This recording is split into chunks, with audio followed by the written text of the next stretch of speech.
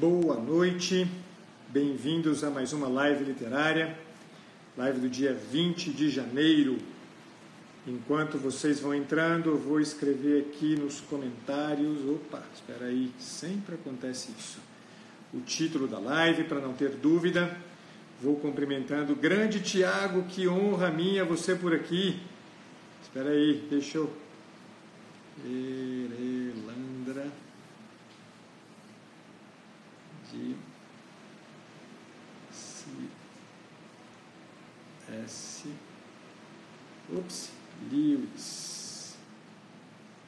Grande, meu caro amigo Tiago, que alegria. Nossa Senhora, que honra. Live marcada por figuras ilustres. Boa noite Mila, boa noite Elise, boa noite todo mundo que está entrando, Isadora, minha cara. Olá Miguel, que alegria você por aqui também. Grande, nossa, quanta gente, beleza. Espera aí, deixa eu fixar, esqueci de fixar o comentário. Pronto, agora fixadíssimo. Muito bem, já fixou já, Isadora, obrigado. Tudo bem, pessoal? Nós vamos dar sequência. Ei, Tia Beth, que alegria você também por aqui. Nossa. Muito bem, vamos lá. Bem-vindos a todos mais uma vez. Nós hoje vamos falar sobre esse livro do C.S. Lewis, Perelandra, que é a sequência, na verdade, daquela live que eu fiz no Planeta Silencioso. Agora não me lembro mais o título perfeito, exato, Além do Planeta Silencioso, que foi que eu fiz, já vai fazer um tempo, acho que foi no final do ano passado, e hoje eu dou sequência para, como eu tinha prometido para vocês, encerrar a trilogia cósmica do Lewis. Esse livro se presta a um montão muito grande de temas, tá? Eu escolhi 2 temas que eu acho que são centrais na obra.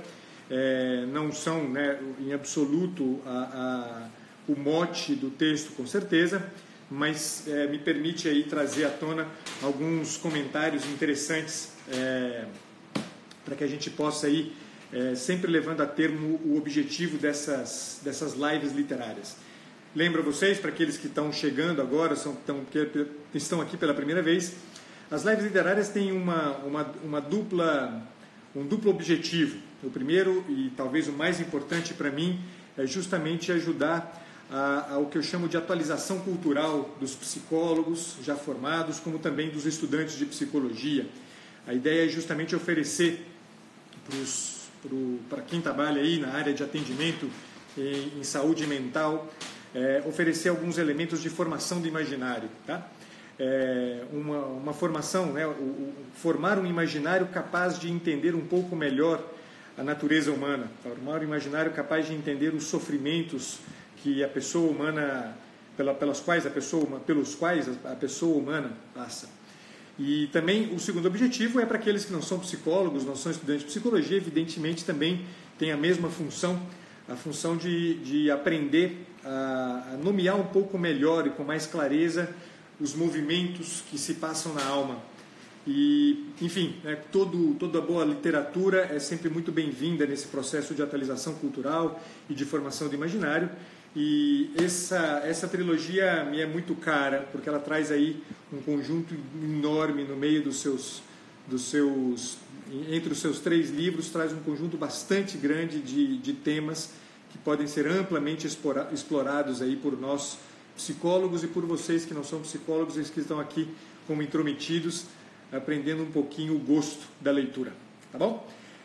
Eu não vou me estender como eu me estendi lá da primeira vez, na apresentação do contexto. Eu vou lembrar alguns elementos só para vocês, em seguida eu já passo a leitura de alguns trechos. Hoje eu vou fazer uma coisa um pouco diferente. Eu queria apresentar para vocês os capítulos, tá? Os 17 capítulos. Eu vou ser bem breve, eu juro para vocês que na apresentação eu vou me ater apenas aos 2 temas que eu escolhi aqui, que eu pincei no meio da obra como temas interessantes de trabalho, tá? Depois eu faço uma rápida apresentação dos capítulos aqui, só para vocês também terem uma ideia do pano de fundo. Vi que mais gente chegou aí. Pedro, boa noite.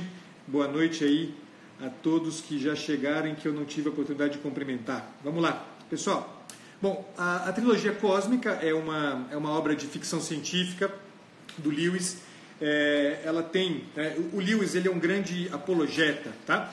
Então, é um homem que se valeu da sua qualidade literária para produzir textos da mais variada gama de estilos, desde textos literários até textos, né, mais filosóficos, mais de análise propriamente dita, e que sempre tinham uma mesma preocupação, digamos assim, tá? Que é a preocupação um pouco de tratar, né, da história do cristianismo, digamos assim, de apresentar o cristianismo. Por isso ele é um apologeta, né? Ele faz uma apologia do cristianismo em linhas gerais. Assim como as Crônicas de Nárnia, que é voltada para um público mais infanto-juvenil, tá? A trilogia cósmica trata de um tema muito semelhante àquele que é enfrentado nas Crônicas de Nárnia. Aqui, porém, para um público adulto, um público talvez mais interessado aí na ficção científica. Tá? Terminei o cigarro, vamos dar sequência. Bem, como é uma obra de ficção científica, lá na primeira live, depois, no momento oportuno, eu vou liberar para vocês esse material que eu tenho guardado e em breve vai se tornar aí alguma coisa interessante para todo mundo poder degustar um pouco melhor o trabalho que eu venho fazendo aí já há bastante tempo nas lives literárias. Mas, em linhas gerais, a trilogia cósmica parte do pressuposto, né, de que o universo ele é ordenado, tá? E uma ordenação que foi estabelecida por Deus. Tá? Na trilogia, o Lewis usa, né, uma terminologia muito própria. Tá? Ele era um grande amigo de Tolkien, então ele também, né, de alguma maneira, ele inventou, né, uma língua, tal como a gente encontra, por exemplo, né, no Senhor dos Anéis. Ele inventou uma língua e levou aí essa proposta, né? Não levou tão longe quanto Tolkien o levou, mas também, né, fez um trabalho. O próprio personagem principal da obra, que é o Hanson, é um personagem que ele bom, há controvérsias, né? Mas dizem que é um personagem que é baseado, né, no Tolkien.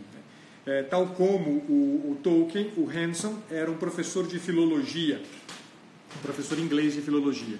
Então, né, daqui a gente já tem um cenário mais ou menos claro. A história se passa mais ou menos da seguinte forma. O Hanson, lá na primeira obra, ele empreende uma viagem para o planeta Marte. Tá?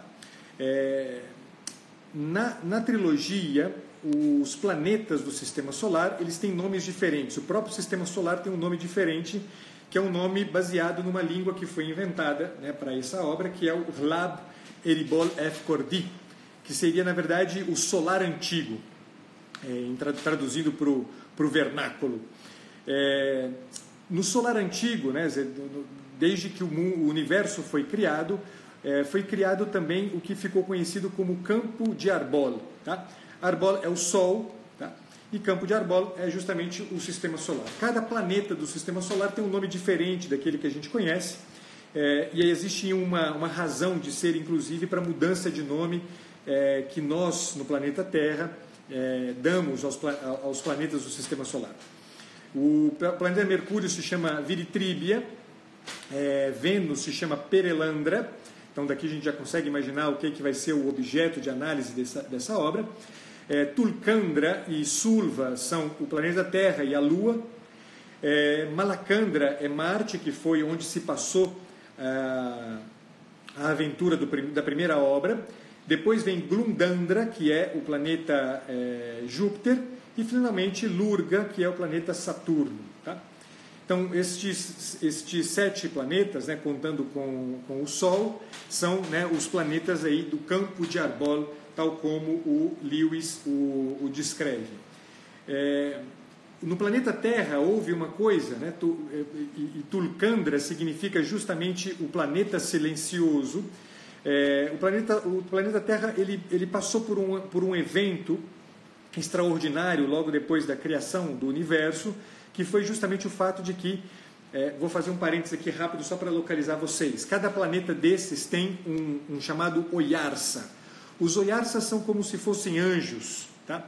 que são, na verdade, o espírito do planeta. Tá? Cada um desses planetas tem o seu Oyarsa. O Oyarsa de Tulkandra, no início dos tempos, ele decaiu. E com isto, a missão do planeta, cada planeta tem uma missão específica, a missão do planeta se desvirtuou. E o planeta, por isso, perdeu, né, a voz. Coincide, para quem conhece um pouquinho a história da salvação, coincide com o evento justamente que é narrado no Antigo Testamento como sendo a Torre de Babel. Tá? Então é mais ou menos a mesma história, né, que tem em jogo aqui. Uma das consequências da queda do Oyarsa de Tulkandra foi justamente o fato de que o planeta Terra passou a ficar silencioso. Então nenhum dos Hnal, Hnal são seres dotados de razão, de racionalidade, que cada planeta possui Hnals, possui também animais e possui plantas. Tá? Os Hnal de Tulkandra perderam a capacidade de falar o Hlab Eribol Efkordi, que é o solar antigo. E com isso o Tulkandra ficou silencioso no meio de Campo de Ardor. Mas, né, o evento mais extraordinário de todos havido no planeta Tulkandra foi justamente o fato de que o Maleldil, que é o filho do né, se encarnou no planeta Tulkandra, justamente para ajudar o planeta Tulkandra a retomar a sua missão. Tá? Então, em linhas gerais, esse é o pano de fundo que está em jogo. E Hanson entra na história, lá no primeiro volume, chamado, né, pelo Maleldil. Ele não sabe que ele foi chamado pelo Maleldil para ajudar a resolver um problema que estava acontecendo em Malacandra. Tá? E ele então empreende uma viagem aí, a custo aí de um engano, né? de uma enganação, na verdade, né? Um outro personagem chamado Weston sequestra o Hanson e o leva a Malacandra. O Weston estava interessado em dominar o planeta Malacandra. Tá? E o Weston é uma pessoa muito... enfim, uma pessoa muito ambiciosa, uma mentalidade muito cientificista, uma mentalidade muito utilitarista e que vai perpassar praticamente toda a história da trilogia. O Weston vai estar presente de alguma maneira. Tá? E nesta obra em especial, o Weston vai ocupar um papel muito significativo no enfrentamento aqui como um antagonista do Hanson. Bem, em linhas gerais é isto. Tá? A primeira obra termina justamente com o Hanson voltando para Tulkandra junto com o Weston e com um amigo do Weston, que é o Dick Devine, que vem os três voltam para Tulkandra, vivem as suas vidas normalmente e começa então, né, Perelandra começa com o narrador dessa história. O narrador dessa história é um amigo do Hanson que é chamado para o encontro com o Hanson, e neste encontro com o Hanson, este amigo do Hanson ouve toda a história e resolve contá-la para nós neste livro. Tá? Bem, isso aqui é o contexto geral. Nesta obra em especial a gente tem, né, dois personagens de Tulkandra, que são o Hanson e o Weston, e dois personagens fundamentais que aparecem de Perelandra, que são a Dama Verde e o Rei. Tá? Depois eu vou falar para vocês daqui um pouco mais detidamente sobre cada um deles no momento oportuno. Bem, quais são os dois temas que eu queria tratar com vocês aqui, que são temas muito, muito interessantes? Sem dúvida, Luan, a luta que acontece por 4 capítulos inteiros dessa obra é certamente uma das coisas mais impressionantes que eu já tive a oportunidade de ler. Então, quais são os dois temas que eu queria tratar com vocês aqui, que são temas que nos interessam como psicólogos e interessam a cada um de vocês aí de alguma maneira? O primeiro de todos os temas é o tema que aparece ao longo da obra em vários momentos distintos, que é o tema da vocação. Tá? O Hanson vai se dando conta de uma vocação. Aqui, né, para quem conhece um pouquinho da obra do Viktor Frankl, vai logo se dar conta de como, né, este tema não é um tema nem estranho, né, à logoterapia, e tampouco é um tema desimportante. segundo o Frankl, a vocação é uma das 3 formas com a qual a pessoa pode se inserir no mundo adequadamente. É uma das 3 maneiras com as quais, né? É uma das 3 maneiras com a qual a pessoa pode se colocar no mundo e fazer uma experiência de utilidade. As outras 2 são a profissão e a missão, né? Numa sequência, digamos assim, quase de aprofundamento, de importância, né? A profissão vem em primeiro lugar, a vocação em segundo lugar e a missão em terceiro lugar. Tá? A forma como o Lewis enfrenta o tema da vocação nesta obra já tem quase um caráter de missão, tá? Que o Hanson assume para si. O outro tema que eu queria tratar com vocês aqui, e que é um tema que é muito presente também, é o tema do enfrentamento do mal. Tá? Um enfrentamento muito objetivo do mal. Vocês vão ver aqui como esse tema aparece, mas que eu queria também trazer, né, para cada um de vocês aqui o debate na perspectiva também de como cada um de nós, né, deve, né, enfrentar o mal em si mesmo. Ou, em outras palavras, deve se preocupar, né, se ocupar profundamente com o próprio amadurecimento. Né? Não que a pessoa madura esteja, né, livre do mal, mas a pessoa madura é aquela justamente que dá conta dos seus limites e dando-se conta dos próprios limites, faz um esforço no sentido, né, justamente de vencer em si mesmo estes desvios, né, que são tão presentes e que todo mundo que está aqui conhece muito bem os próprios. Bom, definidos os 2 temas que eu queria explorar na obra com vocês, vou traçar para vocês aqui algumas passagens, vou apresentando os capítulos muito rapidamente e vou me deter, né, em 3 passagens, não vou me deter em muitas não, em 3 passagens, uma delas um pouco mais longa, mas que é absolutamente imprescindível, e assim vocês têm um pouco uma noção, né, mais completa da obra. O primeiro capítulo é o capítulo justamente em que o narrador sai ao encontro do Hanson. Tá? Então é um capítulo interessante porque aparece uma discussão, um debate sobre o que é, né, o cientificismo, né, como o cientificismo tira da gente a capacidade de olhar a vida numa perspectiva sobrenatural. Ou, para usar uma expressão da Adélia Prado, né, como o cientificismo faz a gente ver pedra, né, onde há pedra só. Né, enquanto que uma perspectiva mais aberta, uma perspectiva mais humana, uma perspectiva mais de pessoa propriamente dita, mais interessada no real, normalmente, né, quando vê pedra, vê algo mais do que pedra. Não quero me ater aqui, né, só para vocês terem um pouquinho o gostinho do que está sendo discutido nesse primeiro capítulo, vale depois muito a pena a leitura. Na chegada do segundo capítulo, acontece o encontro efetivo entre o Hanson e o narrador, porque até este momento, né, acontece uma coisa muito interessante. Vou só anunciar para vocês terem uma ideia. Neste primeiro capítulo, esse narrador, amigo do Hanson, chega à casa do Hanson, mas o Hanson não está lá. Ele entra e fica na espera do Hanson. E no momento, enquanto ele estava lá esperando, ele tem um encontro com um Eudil. Tá? Os Eudil, né, os Eudila, na verdade, né, porque o plural de Eudil é Eudila. Os Eudila são anjos. Né? Os Oyarsa são Eudila. Tá? Na verdade, os Oyeresu, que é o plural de Oyarsa, em Hlebe Eribol Efkordi, são, na verdade, né, são anjos, mas são anjos especiais, são anjos que têm uma missão especial, a missão de cuidar do destino de um planeta. Tá? E em todos os planetas há Eldila, tá? Que são seres sobrenaturais que cuidam, né, da dinâmica dos Rinaldos, tá? E neste primeiro capítulo, o narrador, ele tem um encontro com o Eudila, e toda a discussão sobre justamente o cientificismo e a perda do sentido do sobrenatural ganha, né, um corpo mais interessante de compreensão, justamente por causa deste encontro. No capítulo 2 é quando, finalmente, o narrador encontra com o Hanson, e aí tem toda uma história que acontece aqui, e aí pela primeira vez aparece o tema da vocação.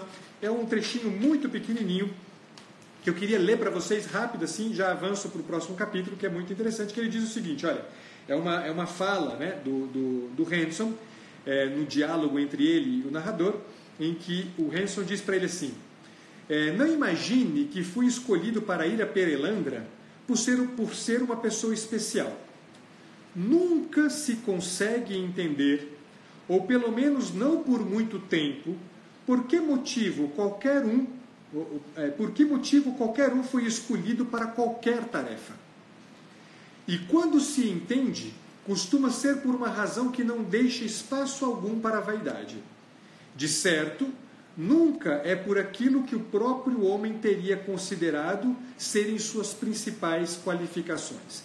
De fato, a ideia de vocação tem muito, tal como a ideia de vocação, na verdade, eu diria até mais, a ideia de missão, tal como o Frankl o define, tem mesmo justamente essa ideia. Né? Quer dizer, não interessa as suas qualificações, interessa o dizer sim a uma demanda, o dizer sim a uma expectativa, dizer sim a uma necessidade de alguma coisa que é mais do que eu mesmo, que é mais do que um grupo pequeno do qual eu faço parte. Né? Normalmente, tal como o Frankl entende missão, a missão ela tem um caráter mesmo de impacto universal. Né? Uma pessoa que realiza, que abraça a própria missão, abraça em nome de toda a humanidade. Tá? Então, aqui só para vocês terem um pouco a ideia do que está em jogo por aí. Depois, no capítulo 3, vou falar mais rapidamente, o Hanson, então, começa o relato da sua ida para Perelandra. Tá? Então, na verdade, o livro começa já com o Hanson retornando de Perelandra. Tá? O que acontece do capítulo 3 em diante, é todo o relato do Hanson no retorno seu de Perelandra. Ele volta de Perelandra muito machucado, muito ferido, e isso aqui vai ser compreendido a partir do relato que o Hanson faz. Tá? E neste relato inicial, o Hanson já fala da sua chegada em Perelandra, uma chegada que o espanta muito, porque ele tinha uma imagem do que ele havia encontrado em Malacandra, e ele se espanta com Perelandra, que era um cenário muito distinto. E uma diferença que vai ganhando um corpo cada vez mais interessante para o Hanson, a começar pelo fato de que em Perelandra, ao que tudo indicava, não havia terra firme. Era um planeta praticamente todo ele dominado por água, ou sei lá que líquido que era aquele.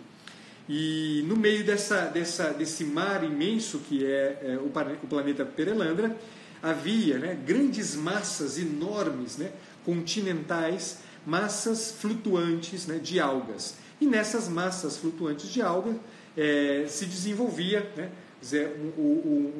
toda uma ecologia. Você tinha plantas, tinha animais, tinha toda enfim, tinha uma característica natural muito própria. Tá? E aí acontece uma coisa muito interessante, porque o Hanson, com fome, ele encontra um fruto numa árvore e resolve se arriscar a comer este fruto. E descobre que esse fruto é absolutamente delicioso, e impressionantemente capaz de satisfazê-lo. E então, nessa experiência que ele faz de comer essa cabaça, esse é um fruto redondo, ele experimenta uma coisa estranha, que para ele, pela primeira vez, aparece com muita evidência na sua própria experiência. E aqui aparece já uma questão interessante, já acerca do segundo tema que eu queria abordar nessa live, que é justamente uma impressão que o Hanson começa a nutrir em si mesmo, de que em Perelandra há uma inocência que parece que flutua no ar. Quer dizer, parece que o ar é inocente, as cores são distintas, de uma pureza muito fora do comum, os frutos são de uma satisfação muito impressionante, e há uma inocência em todo lugar. Dizer, ele não vê maldade nos olhos dos animais, dizer, ele não vê maldade em espaço algum, dizer, ele não vê nada que se pareça com o mal. Há uma inocência no ar, que paira no ar. E aí no capítulo 4 aparece pela primeira vez o seu enfrentamento de um aspecto do mal. E aí eu leio um trechinho, também curto, tá? para vocês terem uma ideia disso aqui e como é interessante para que cada um de nós, né, comece a perceber um aspecto daquilo que eu gostaria de valorizar em termos de formação de imaginário. A gente não vai ter ideia efetivamente daquilo que em nós declina, daquilo que em nós nos leva para baixo, a não ser na medida em que a gente experimenta, em alguma medida, né, que a gente se impacta com alguma coisa que é extremamente o oposto da nossa decadência, né? Quer dizer, a não ser que a gente... e eu não falo aqui necessariamente de um tipo de pureza, porque efetivamente nos nossos contatos, nas nossas relações, quer dizer, a gente dificilmente vai, né, esbarrar com uma pureza como esta, né? Mas é preciso que a gente, para que a gente se dê conta do limite da imaturidade, é preciso que a gente se depare com a maturidade, que a gente se depare com o bem, um bem encarnado em alguma pessoa, a verdade encarnada em alguma pessoa, uma verdade que se faz promessa e promessa cumprida em alguma pessoa. Cada vez que a gente topa com uma coisa como essa, se evidencia em nós o nosso próprio limite. E esse limite ele é importante de ser reconhecido. É importante que a gente descubra em nós cada vez mais a crise, o mal-estar. É importante que a gente descubra cada vez mais em nós mesmos o difícil que é viver na imaturidade. Toda vez que a gente se depara com a imaturidade, ao invés da gente abafar a imaturidade, ao invés da gente querer que a imaturidade adormeça de alguma forma, olhemos para a imaturidade e percebamos que a imaturidade ela nada mais é do que um sinal que nos indica algo muito mais interessante. O incômodo com a imaturidade, que nasce sobretudo do vislumbre de um homem, de uma pessoa madura, de uma mulher madura, faz com que a gente, em alguma medida, deseje aquela, né, usar agora o termo que está presente aqui, deseja aquela inocência. Vejam esse trecho aqui interessante. Olhando para um belo grupo de bolhas, né, era como ele chamava essas cabaças das quais ele se alimentou, que pendiam acima de sua cabeça, ocorreu-lhe como seria fácil erguer-se e mergulhar através de todas elas para sentir de uma vez aquele revigoramento mágico 10 vezes maior. Mas ele foi refreado por uma sensação semelhante àquela que o impedira, no entardecer do dia anterior, de provar uma segunda cabaça. Ele não gostava de gente que pedia bis de uma área favorita em uma ópera. Isso simplesmente estraga o efeito, costumava comentar. Mas agora, aquilo que lhe parecia um princípio de aplicação muito mais ampla e de importância maior. Essa tentação de repetir as coisas, como se a vida fosse um filme que pudesse ser desenrolado mais de uma vez, ou mesmo que pudesse retroceder, será que essa não era possivelmente a raiz de todo o mal? É isso aqui, né? É a experiência que a gente precisa começar a fazer. De repente a gente se incomodar com uma dinâmica que parece levar a gente para baixo, né? Aqui ele está falando especificamente de uma coisa que a gente pode dar um nome claríssimo. Está falando de gula, né?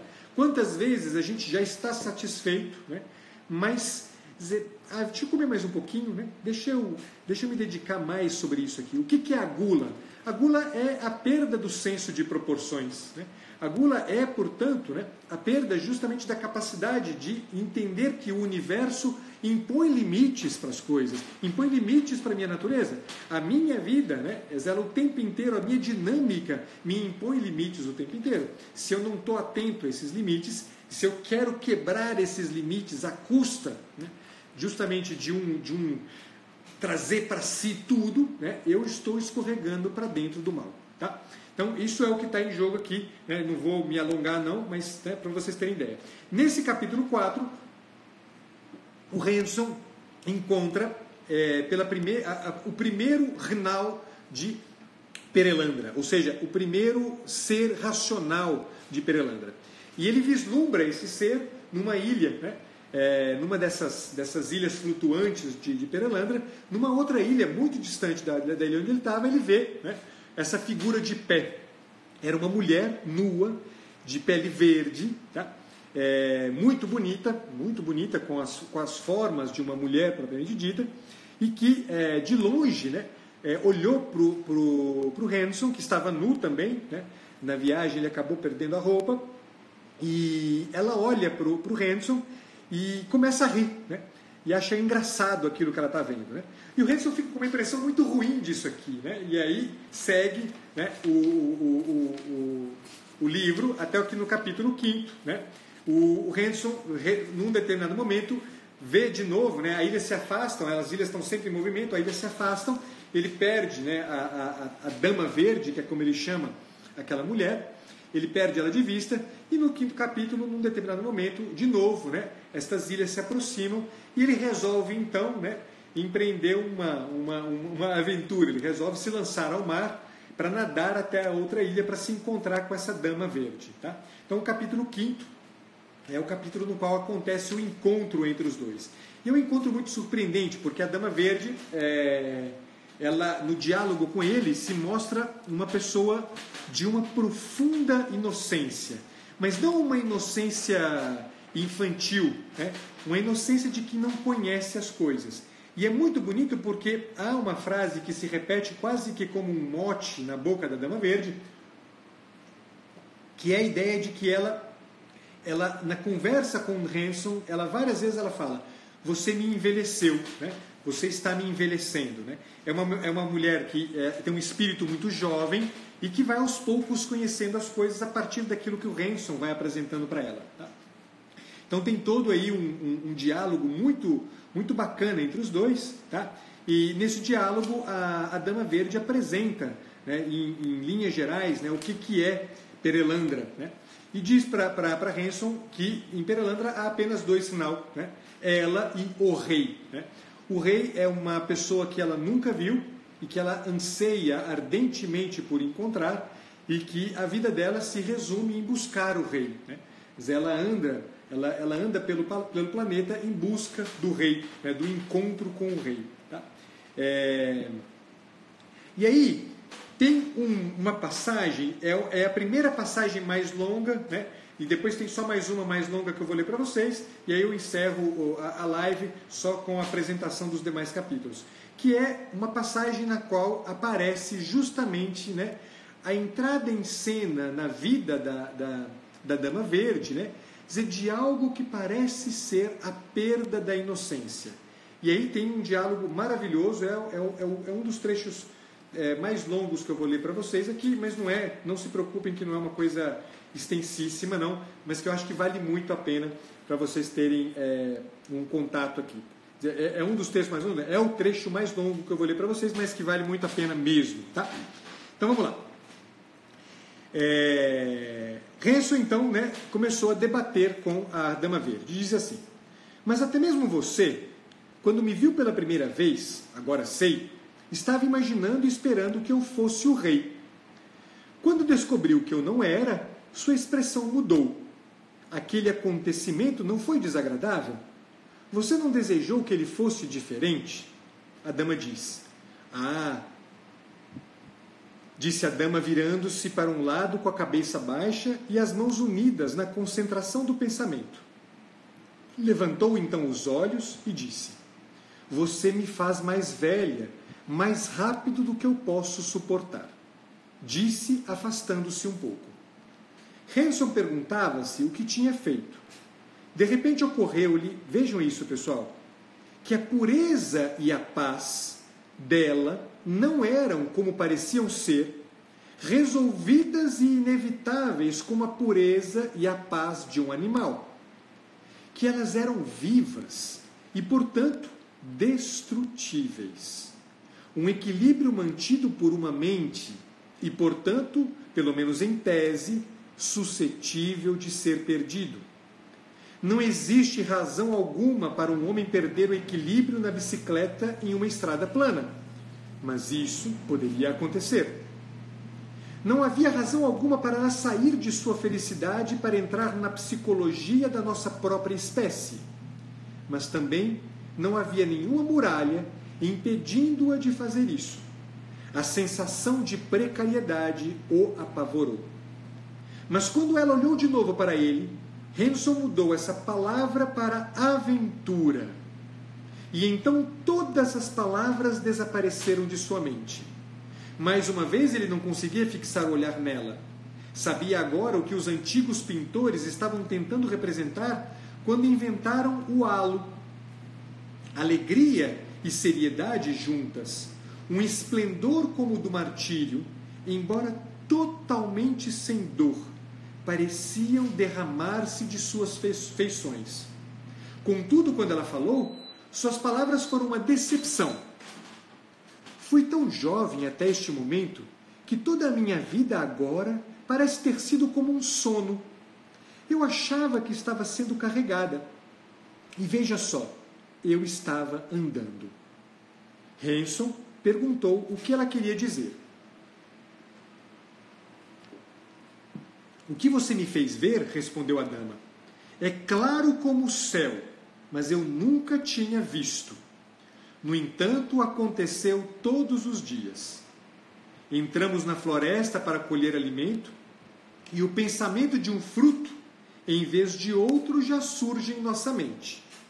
Então, pode ser que encontremos um fruto diferente, mas não aquele que tínhamos imaginado. Olhem isso, pessoal. Uma alegria era esperada, a outra é dada.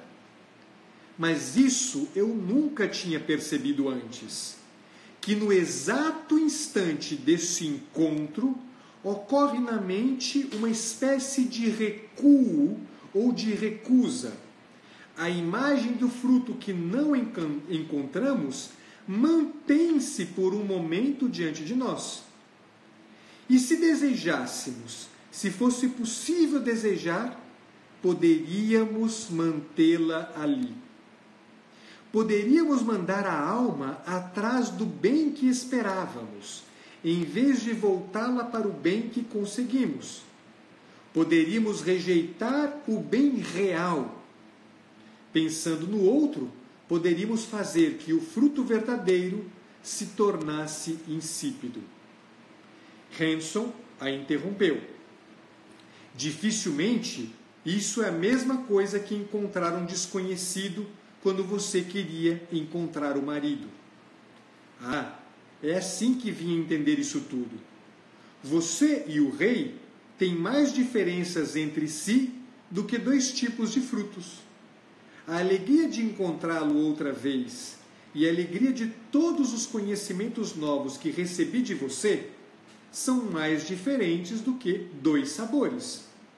E quando a diferença é tão grande quanto esta, e cada uma das duas coisas é tão importante, então a primeira imagem permanece na mente por muito tempo, por muitas batidas do coração, depois que o outro bem chegou. E essa, ó malhado, ela chamava o Hanson de malhado porque ele estava com o corpo todo manchado de sol, é a alegria e a maravilha que você me fez ver, que sou eu mesma, que deixo o bem esperado e me volto para o bem dado. Do fundo do meu coração é o que faço. Pode-se conceber que exista um coração que não faça isso, que se agarre ao bem que tinha pensado de início e transforme o bem que lhe foi dado em nada de bom. Diz o Hanson, não vejo a glória e a maravilha disso, disse Hanson. Os olhos dela faiscaram para Hanson em um arroubo tão triunfal sobre os seus pensamentos que a olhos terrenos teria sido considerado desdém. Mas naquele mundo não era desdém. Eu achava, olhem isso, e aqui eu termino, que era transportada na vontade daquele que amo, mas agora vejo que caminho com essa vontade. Achava que as coisas boas que ele me enviava me atraíam para dentro delas como as ondas levantam as ilhas. Mas agora percebo que sou eu que mergulho nelas com minhas próprias pernas e braços, como quando vamos nadar. Sinto-me como se estivesse vivendo naquele seu mundo sem teto, onde os homens caminham indefesos sob os céus descobertos. É o pavor dentro do prazer. Que nosso próprio eu caminhe de um bem para outro, caminhando ao lado dele, como ele próprio, aqui ele com E maiúsculo, como ele próprio pode caminhar, nem mesmo de mãos dadas. Como ele me fez tão separada dele? Como passou pela sua mente conceber uma coisa dessas? O mundo é muito maior do que eu pensava. Eu achava que andávamos por caminhos, mas parece que não há caminhos. Olhem isso. O próprio ato de andar é o caminho. Povo, eu não preciso tratar de mais nada aqui, eu poderia continuar lendo isso aqui, já seria o suficiente para a gente ter um fecho aqui de coisas muito importantes. Eu dizia para vocês, né, que esse trecho traz uma coisa que é um misto de perda de inocência, mas que é uma perda de inocência aos olhos, na verdade, do Hanson, que conhece o pecado, que conhece a dor, que conhece o declínio, que conhece a gula, né? A Dama Verde não conhece o declínio, ela conhece apenas o anseio pelo bem. E ela conhece o anseio pelo bem, que é um anseio que nasce de um duplo movimento da alma, que é o movimento do apetite, dos apetites. O apetite concupiscível por um bem, por um lado, e o apetite irascível por outro lado. Ambos os apetites, vividos na experiência desta inocência, não levam, né, o sujeito à perda da inocência. Pelo contrário, levam-no a estabelecer uma relação com a vida na perspectiva de um terceiro movimento da alma fundamental, que é o movimento da vontade. A vontade que decide fazer um caminho. O caminho que se faz caminhando. Um caminho na vida que se faz caminhando. Vejam que, né, o caminho, aquilo que eu queria valorizar com vocês, desculpem, é justamente o fato de que, se a gente quer amadurecer, a gente precisa colocar em jogo na nossa vida justamente o mais possível o conjunto de faculdades que nos movimentam na vida. Este apetite irascível, esse apetite concupiscível, essa vontade, a razão, o senso comum, o intelecto agente, o intelecto passivo, cada uma dessas faculdades empregadas adequadamente colocam-nos no mundo, instalam-nos no mundo de uma forma absolutamente nova e absolutamente necessária se a gente quer e pensa em amadurecer adequadamente. Eu vou avançando aqui porque o tempo está passando e eu não me dei conta, né? É um trecho um pouco mais longo, eu já sabia que ia demorar de fato, mas só para vocês terem uma ideia.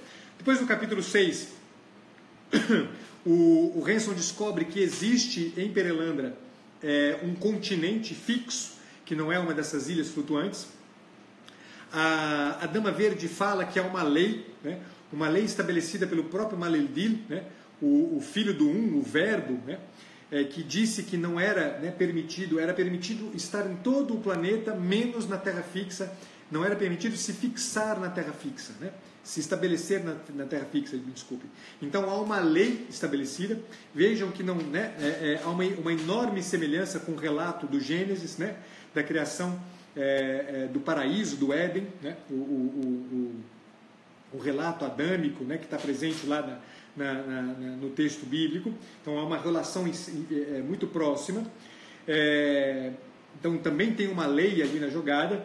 Depois aqui, né, neste capítulo 6, acontece então uma coisa importante, que é a chegada do Venston, né, em Perelandra, né. A Dama Verde assiste, né, a chegada, né, uma coisa cai do céu, ela se espanta com isso, né, porque, na verdade ela não se espanta porque ela já havia visto o Hanson chegando da mesma maneira, e ela se pergunta quem é que estava chegando ali, né? E o Hanson então se espanta com a hipótese de que talvez fosse de fato o Venston que está chegando, e ele se pergunta o que tipo de mal, né, que o Venston vai realizar em Perelandra, tá? Então, a partir do capítulo 6, começa aqui toda a preocupação do Hanson com relação à chegada deste personagem que é o seu antagonista perfeito nessa obra. E nessa discussão, né, ao longo do capítulo 6, o Hanson vai de novo retomar, né, para si mesmo o pensar sobre a sua missão, né, o pensar sobre a sua vocação. Ele vai de novo, né, se perguntar se por acaso o Mal-el-Dil não o chamou para Perelandra com um objetivo muito específico. Ele sabia que o Mal-el-Dil queria que ele estivesse em Perelandra, mas não sabia por quê.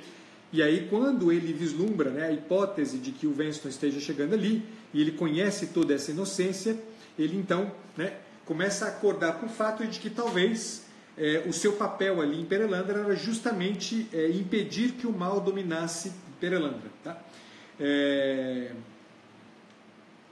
Bem, enfim, aí tem uma conversa, etc. E aí no capítulo 7, né, Veston encontra a Dama Verde e eles começam a dialogar. E um diálogo que é o capítulo 7 muito impressionante, porque aqui, né, para aqueles que têm interesse, vale muito a pena, porque é um diálogo no qual aparece muito o tema do cientificismo e o tema do utilitarismo, né, que são os guias, digamos assim, do pensamento do Veston. O capítulo 8 é um capítulo em que o Hanson dialoga ao longo de todo o capítulo com a Dama Verde. Eles tratam de temas importantes, eu não quero me estender, então já vou avançar. No capítulo 9, o Hanson, um dia caminhando, né, na ilha na qual a dama vivia, ele encontra pela primeira vez um animal morto. A morte não existia em Perelandra. Os homens não morriam, os seres não morriam em Perelandra. Né? E, de repente, né, o Hanson pela primeira vez se depara com um animal morto. Né? Ele estava estilhaçado, todo estraçalhado, né? E ele então se dá conta que o Veston começou, né, a sua obra de maldade em Perelandra. E aí ele começa a se atormentar, né, com o horror da maldade entrando em Perelandra. E ele tem uma conversa muito bacana com a Dama Verde, o Hanson, nessa conversa na qual a Dama Verde fala, né, do desejo que ela tinha de que o Veston, né, agora não me lembro como é que ela chamava o Veston, que o Veston se tornasse mais velho. Né? Na cabeça dela, o se tornar mais velho é justamente amadurecer. Né? Então ela tem expectativa de que talvez o Veston possa amadurecer também. Né? Então ela mesma empreende diálogos e conversas com o Veston justamente com esse intuito, né? Pensando inocentemente na possibilidade de que talvez, né, o Veston pudesse também amadurecer e deixar a maldade. Tá? Há uma conversa sobre a lei, é uma conversa maravilhosa, eu não vou lê-la aqui para vocês, apesar da minha enorme vontade de ler aqui para vocês, mas enfim, né, tem essa ideia da obediência, da lei, né, tem muito que ver com a árvore, né, o fruto da árvore do conhecimento do bem e do mal, né, a mesma ideia está presente. Desculpa, mas eu estou com a boca super seca. E neste capítulo 9 também, é um capítulo central muito importante, o Veston se revela. Né? Ele é o próprio mal, né? O mal encarnado. Né? E aqui, né, tem toda uma apresentação, né, da forma como o mal se apresenta, né, da forma como o mal se manifesta no Veston, que é muito impressionante, né, é muito concreta, muito impressionante, porque a gente normalmente tende a pensar no mal como uma coisa externa, né, uma coisa que nos acomete, né? E no entanto, né, a descrição que o Lewis faz aqui é uma descrição que nos coloca de sobressalto, né? O mal é uma coisa que está na gente, né? O mal é uma coisa em nós, né? E o mal é uma coisa contra o que a gente precisa lutar em nós mesmos, tá? E aí começa todas as tentações, e o Veston tem um jeito impressionantemente sacana de tentar, né? De fazer as suas tentações, não só, né, contra a Dama Verde, como também contra o próprio Hanson, tá? É uma coisa muito insuportável, assim, uma coisa muito ruim. O capítulo 10 é um conjunto dessas tentações, né? São tentações atrás de tentações. Ele passa a ser chamado de não-homem, né? Pelo Hanson. No capítulo 11, de novo, as tentações aparecem, né? São tentações atrás de tentações, mas, né, acontece no capítulo 11, né, mais uma vez, o tema da vocação aparece, né? Quer dizer, como reflexão para o Hanson. E o Hanson, então, ele usa uma imagem que eu acho muito bacana, né? Ele se dá conta de que é preciso um milagre. E aí ele fala, mas esse milagre já aconteceu. Né? Quer dizer, ele vai pedindo por um milagre, ele vê que não dá conta de enfrentar, né, o mal que é o Weston, e ele fala, eu preciso de um milagre, e de repente ele tem uma intuição, né? E de novo é a intuição da vocação. Ele fala, não, mas o milagre já aconteceu, né? Eu estou aqui, e eu posso ser como uma pedra que muda o curso de um rio. Então ele assume para si esse papel, né? Ele toma nas mãos esse papel e diz, é isso que eu vou fazer, né? Eu serei uma pedra que vai alterar o curso deste rio. E aí, pessoal, os capítulos 12, 13, 14 e 15 são capítulos absolutamente imprescindíveis, de leitura imprescindível, que é a luta que acontece entre Hanson e Weston, o não-homem, tá? É uma luta de corpo a corpo, uma luta muito impressionante. Quer dizer, são capítulos atrás de capítulos, 4 capítulos muito impressionantes. Vale muito a pena a leitura. Eu sugiro, assim, recomendo uma leitura atenta, detida sobre esse capítulo, porque é para a gente entender o tipo de trabalho que a gente tem que empreender. Lutar contra o mal na gente é uma luta renhida mesmo. Quer dizer, é um enfrentamento, como eu dizia numa live na semana passada, né? É vencer-se a si mesmo, vencer o nosso declínio, vencer a nossa decadência. Tá? Isso a gente precisa lutar com força. Não é à toa que, se a gente quer amadurecer, aquelas 4 frasezinhas, né, que o Ítalo repete, né, o Dr. Ítalo Marcilli repete incessantemente, deve estar na ponta da nossa língua. Fique forte, sirva, trabalhe e não enche o saco. Essas coisas fazem, né, elas todas dizem exatamente do quanto é fundamental o empenho corporal, né, físico contra o mal e o declínio em nós mesmos. As mortificações, o jejum, o banho frio a que se refere o Dr. Ítalo, tudo isso, é disso que nós estamos falando. Não há possibilidade de amadurecimento na vida, não há possibilidade de vencer em nós mesmos os nossos declínios, ou as nossas inclinações para o mal, a não ser que a gente vença em nós mesmos estas inclinações e vença numa luta renhida contra o mal em nós mesmos. Quer dizer, não há outra possibilidade, pessoal. Não será por força de trancarmos no nosso quarto em posição de lótus e fazer mantras esperando que um belo dia a gente sairá de dentro do quarto iluminado e de repente imaculado. Não há esta possibilidade. É preciso uma luta cotidiana contra o nosso mal, contra a nossa gula, contra a nossa soberba, contra a nossa hipocrisia, contra a nossa preguiça, contra a nossa luxúria, contra a nossa inveja, a nossa ira. A gente precisa lutar contra cada uma das inclinações que nos levam o tempo inteiro para o fundo do poço. Fazem-nos não homens. Não homens. É preciso empreender esse trabalho. Enfim, eu não vou ler aqui para vocês, eu quero ler o último trecho, o último de todos, e aí eu termino, porque já está dando o meu tempo. Eu tenho 5 minutos para terminar de ler para vocês aqui, antes que o Instagram me derrube. Vamos lá, é uma passagem dessa luta do capítulo 12, tá? Que eu vou ler para vocês. E ele se lembra então, como alguém se lembra de uma ilha de consciência precedida e seguida de longa anestesia, de avançar de encontro ao não-homem, pelo que lhe pareceu ser a milésima vez. Ele já tinha se embatido contra esse cara, muitas vezes estava todo machucado e sem força.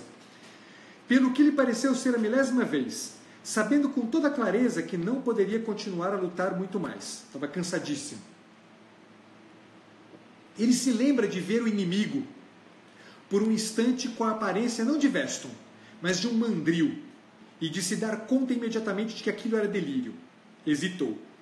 Depois, abateu-se sobre ele uma experiência, olhem isso, que talvez nenhum homem bom possa ter no mundo. Uma enxurrada de ódio totalmente puro e legítimo. a energia de odiar jamais sentida antes, sem alguma culpa, sem alguma vaga noção de não estar distinguindo plenamente entre o pecador e o pecado, penetrou seus braços e pernas, até senti-los como colunas de sangue ardente. O que estava diante dele já não parecia ser uma criatura de vontade corrompida. Era a corrupção em si, a qual a vontade estava vinculada como mero instrumento. Eras atrás, a criatura tinha sido uma pessoa, mas as ruínas da personalidade agora sobreviviam nela somente como armas à disposição de uma negação furiosa, em exílio voluntário. Vou ler rápido. Talvez seja difícil compreender por que isso enchia Hanson não de horror, mas de uma espécie de alegria. A alegria provinha de descobrir, por fim, qual era a finalidade do ódio. Como um garoto com um machado se alegra ao encontrar uma árvore, ou o garoto com uma caixa de giz de cera ao encontrar uma pilha de papel de um branco puríssimo, assim alegrou-se Hanson com a perfeita congruência entre sua emoção e o objeto dela. Por mais que sangrasse e tremesse de exaustão, sentia que nada estava fora do alcance do seu poder. E quando se atirou sobre a morte viva, era como ele chamava o inimigo, o eterno irracional, na matemática universal, ficou pasmo e, no entanto, num nível mais profundo, nem um pouco surpreso com sua própria força. Seus braços pareciam mover-se mais rápido que o seu pensamento. Suas mãos ensinaram-lhe coisas horríveis. Sentiu uma costela da criatura se quebrar, ouvia seu maxilar rachar. Parecia que a criatura inteira estalava e partia com os golpes que ele lhe aplicava. Suas próprias dores naqueles lugares em que o não-homem rasgou sua carne, de algum modo já não tinham importância. Ele sentia que poderia lutar assim, odiar assim, com o ódio perfeito, por um ano inteiro. E aqui continua a luta. Tenho 2 minutos antes que me derrubem, só para dizer 2 ou 3 palavrinhas rápidas para vocês, que são importantes aqui, porque na sequência dos capítulos, a luta continua, o não-homem foge, o capítulo 13 é a fuga do não-homem, ele vai atrás do Veston, do diabo, do próprio mal, da própria corrupção encarnada, da morte viva, ele corre no encalço dele. No capítulo 14, os dois caem no fundo do mar e vão para o abismo, né? Vão para uma caverna escura, sem absolutamente luz nenhuma. E lá a luta renhida entre os dois se dá na escuridão, tal como, né, acontece com agora me esqueci o nome dele, o mago cinzento do Senhor dos Anéis, me desculpe o nome, mas é porque o tempo está passando e já está contando o reloginho aqui, tal como acontece também, né, com o mago cinzento, que cai nos abismos e luta contra o mal e retorna, né, o mago branco, né? Esqueci, se alguém lembrar aí eu tenho um segundinho, né? A mesmíssima imagem está presente. Gandalf, obrigado. O Gandalf, acontece a mesmíssima coisa com o Hanson, né?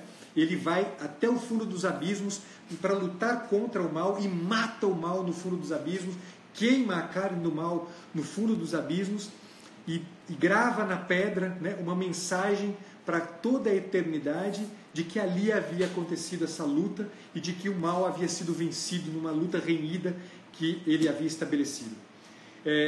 Pessoal, a sequência disso aqui, o capítulo 15 é maravilhoso, né? Porque depois é a saída dos abismos, é o Hanson saindo dos abismos. O capítulo 16 é o encontro do Hanson com dois Oiérços importantes, que é o Oiérço de Malacandra e o Oyarsa de Malacandra e o Oyarsa de Perelandra, um diálogo maravilhoso. E aí, povo, minha última recomendação: o 17º capítulo deve ser lido, relido 400.000 vezes, se vocês puderem. É absolutamente maravilhoso. É um capítulo que precisa ser lido. Pessoal, eu tenho 50 segundos para me despedir de vocês, para dizer oi para o meu amor que está lá em São Paulo. Oi para Rebeca, Pedro, minha alegria enorme de estar com você aqui. Muito feliz de todos vocês que ficaram até agora aqui. Peço desculpas por ter me alongado mais do que... Não, mentira, eu sempre me alongo. Eu falo que eu não vou me alongar, mas acabo me alongando mais. Mas é que eu tinha prometido para mim mesmo que as lives teriam 30 minutos e não estou conseguindo fazer isso aqui. Pessoal, agradeço muito a presença de vocês. Em breve eu farei a live sobre o último de todos os textos da trilogia cósmica.